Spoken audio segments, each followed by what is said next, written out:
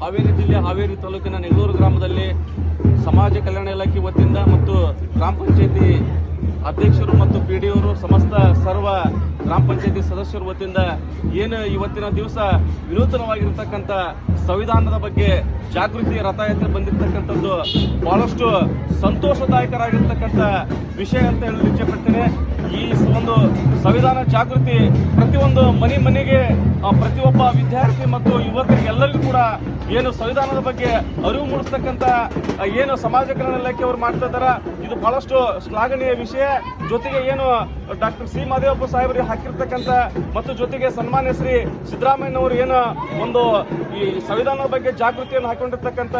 ರಾಜ್ಯ ಸರ್ಕಾರಕ್ಕೆ ತುಂಬ ಹೃದಯದ ಧನ್ಯವಾದಗಳನ್ನು ಸಲ್ಲಿಸುತ್ತೇನೆ. ಜೊತೆಗೆ ಈ ಒಂದು ಕಾರ್ಯಕ್ರಮ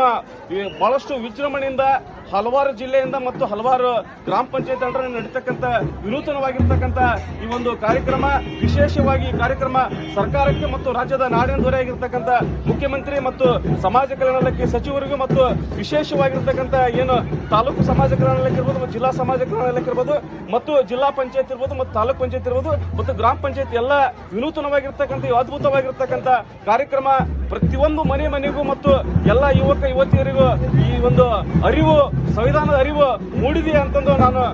ಭಾವಿಸಿಕೊಳ್ಳುತ್ತಾ ನನಗೆ ಒಂದೆರಡು ಮಾತಾಡಲು ಅನುವು ಮಾಡಿಕೊಟ್ಟಿರ್ತಕ್ಕಂಥ ಎಲ್ಲ ಇಲಾಖೆ ಪರವಾಗಿ ಕೂಡ ತುಂಬ ಧನ್ಯವಾದ ಸಲ್ಲಿಸುತ್ತೇನೆ.